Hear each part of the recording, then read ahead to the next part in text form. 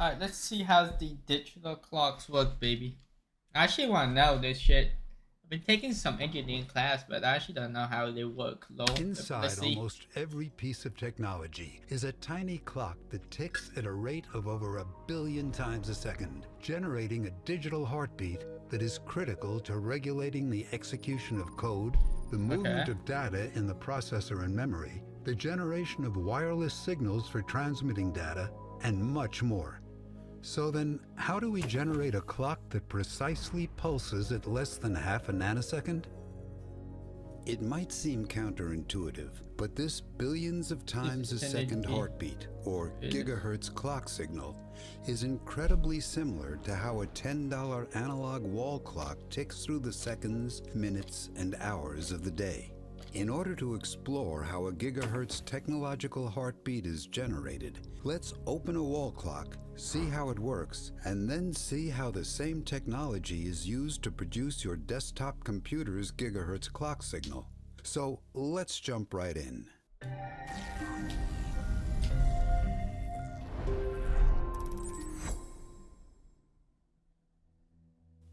Inside this $10 wall clock are 5 unique systems that enable it to work. The most recognizable is the gear train made from 8 gears. I'm actually don't know how the gear works. I'm gonna be honest with you. I'm not fucking mechanical engineer, bro. I actually don't know how they work. Force to rotate the clock hands. This electromagnet is composed of a coil of wire, which uses electrical current to generate a magnetic field. Yep, you got negative and positive. Channel that magnetic field to the drive gear. Every second, the electromagnet switches directions, thus causing the magnet. This is smart because they just flip back and forth, and it will fucking make the gear turn. So negative inside, positive outside. Holy shit! The driver this is 5-head. What the fuck? 180 degrees in order to align its permanent magnet with the fields produced by the electromagnet. Therefore, the driver gear rotates fully around once every 2 seconds. Most of the gears in the gear train are composed of compound gears, each of which has 2 different gears, one on top of the other. To move the second hand, which is mounted on a shaft through the clock center, we go through a 12 to 48 gear reduction and then an 8 to 60 gear reduction. I know how gear works. One revolution every 2 seconds down to 1 every 60 seconds. The minute hand is also mounted on a shaft through the center and is driven through an 8 to 64 gear reduction to the idler, followed by 8 to 60 to the minute hand. And finally, the hour this gear shit is making me confusing, but I am not a fucking mechanical. To the idler, and a 10 to 40 gear reduction to produce 1 rotation every 12 hours. As a result, we have 3 shafts rotating, to which the hands of the clock are mounted, each rotating at different speeds. The last gear is used to set the time, and interestingly, this gear has 13 teeth on it and rotates once every 69 minutes. As in the name, the time-setting gear directly rotates the minute and hour hands. However, the gear with the second hand doesn't move because the 2 parts of the compound gears slip from the high torque required to rotate the second hand 52 times per rotation of the time-setting gear. Now that we've covered the gear train, let's dive into the fucking mechanical shit is confusing the shit out of me. This clock nearly identical. There we go. This is where I come and play. This is where the electrical and computer is a quartz crystal tuning fork with wires printed onto the side, which travel along the legs to the outside of the metal canister. Let's focus on a single side with wires printed on the left and right. Inside the quartz is a crystal lattice of 1 silicon for every 2 oxygen atoms, which forms a network of covalent bonds. Hey, I remember covalent bonds from chemistry. I remember that shit. Due to their electronegativity. When you cut a slice of quartz in a particular direction, you can see some patterns. Sections of a crystal lattice with a hexagonal organization of oxygen and silicon. When a negative charge is applied to the printed wires, an electric field is directed to the crystal lattice, and the negatively charged oxygen atoms are pushed away. Yep. whereas the positively charged silicon is pulled towards the wire. The combined movement This is of my all shit the right here. oxygen moving away and the silicon moving towards the wire results in a lengthening of the crystal lattice. Conversely, when a positive charge is applied, oxygen gonna moves be switch toward the another positive direction, yep. charge and the silicon away, Gonna be- and as a result, the crystal lattice shrinks in length. This lengthening and shrinking along the length of the crystal lattice, called a piezoelectric effect, causes the leg of this tuning fork to move back and forth. As mentioned before, when a voltage is applied, the tuning fork lengthens and bends outward, and when the voltage is turned off, the quartz bounces backwards. Oh, The so that means they crystal flip bounces back and forth, negative and creating positive. Yep. positive and negative voltages, with the frequency of oscillation being dependent on the orientation of the crystal lattice, as well as the shape and dimension of the cut crystal.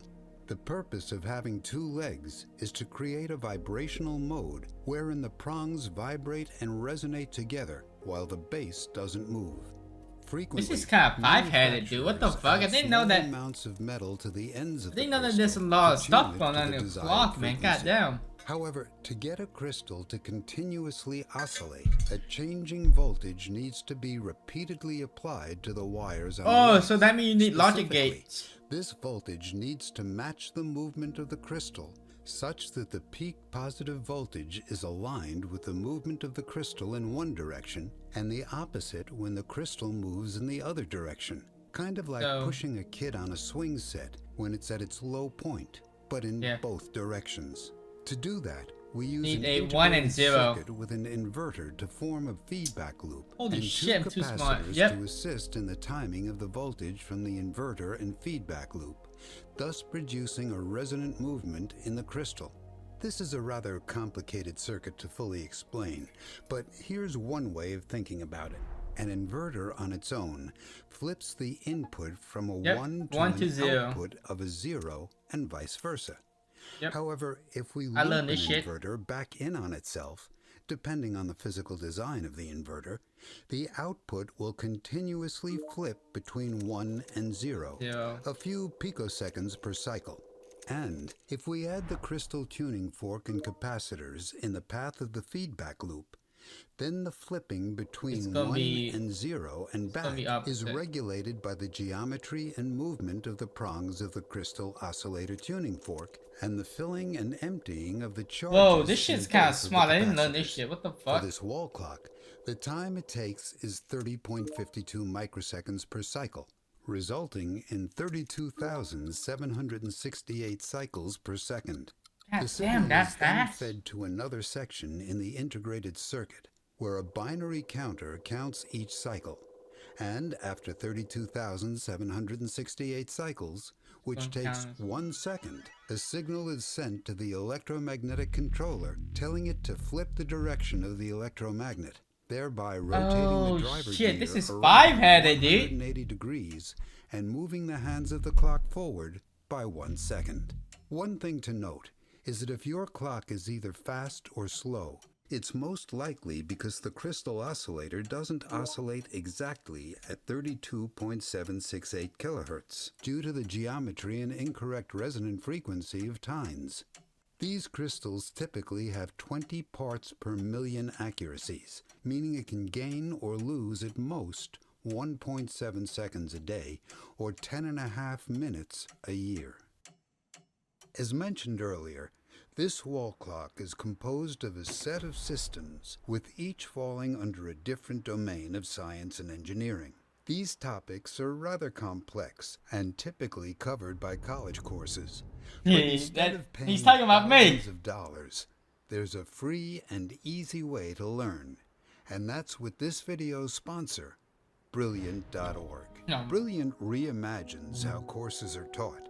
Instead of boring hour-long lectures or textbooks that put you to sleep, Brilliant uses fun and interactive He's not wrong. modules Textbook do put me to with sleep. thousands of lessons from basics to advanced topics and new lessons added every month. For example, in a single afternoon you can learn about gear trains, then dive into oscillations and classical mechanics, followed by chemistry and understanding how batteries store energy, And finally, you can finish it up with an exploration of logic circuits and how computers work. Whatever your skill level, Brilliant customizes its content to fit your needs and for you to learn at your own pace. For the fans of branch education, we recommend you check out their course on how technology works, with lessons such as how GPS works or how computer memory works. We can't emphasize enough how important it is to be a lifelong learner. So for the viewers of this channel, Brilliant is offering a free 30-day trial with access to all their thousands of lessons. Additionally, Brilliant is offering 20% off an annual subscription to the first 200 people who sign up. Just go to brilliant.org/brancheducation. The link is in the description below. Let's move on and see how smartphones and computers Yeah, I actually want to know how the generate a clock works between in the 1 cell to phone. 5 gigahertz, which is 30 to 150,000 times faster than a single oscillation of this quartz crystal tuning fork. Let's look again at this inverter loop back upon itself and add 2 more inverters into the loop, thus creating a ring oscillator. Due to the odd number of inverters, the output rapidly oscillates between a 1 and a 0. These inverters can operate incredibly quickly and can easily reach the gigahertz frequency range and higher. However, the issue is that this ring oscillator's frequency is highly dependent on temperature, as well as the physical geometry and electrical properties of the transistors, and thus has a frequency range of plus or minus 50% or more from the desired frequency. Therefore, to stabilize the output frequency of a ring oscillator to less than a few parts per million accuracy, we use a circuit called a phase-locked loop. This is a complicated circuit, but here's the general idea of how it works. On the right, we have the ring oscillator, and when we add some additional circuitry, depending on the input voltage, the output frequency changes, and the ring oscillator is now called a voltage-controlled oscillator, or VCO. On the left, we have a 16 megahertz crystal oscillator similar to the tuning fork crystal oscillator, but by changing the crystal's geometry and placing electrodes on the top and bottom, I'm lost of we shit get a right now, I'm not crystal gonna with joke. a faster resonant frequency. And again, this crystal is placed in a feedback loop of its own to produce a stable resonant frequency.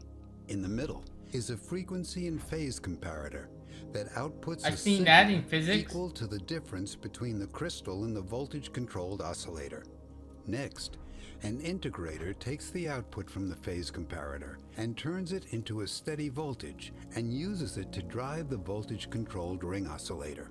Finally, this frequency is fed back into the frequency and phase comparator, and as it is, the feedback loop will drive the ring oscillator to match and be identical Oh, to that's the working output on your from cell the 16 phone for megahertz clock? crystal oscillator loop. However, Crazy. since we want to get, for example, a 2.4 gigahertz signal, which is 150 times that of the 16 megahertz crystal oscillator, we add a frequency divider into the feedback loop. This frequency divider is just like the one in the wall clock that took 32,768 cycles per second and turned it into a 1 Hz signal. Rather, now we're dividing by 150. Next, the signal is sent to the frequency and phase comparator, which wants the two signals to be identical.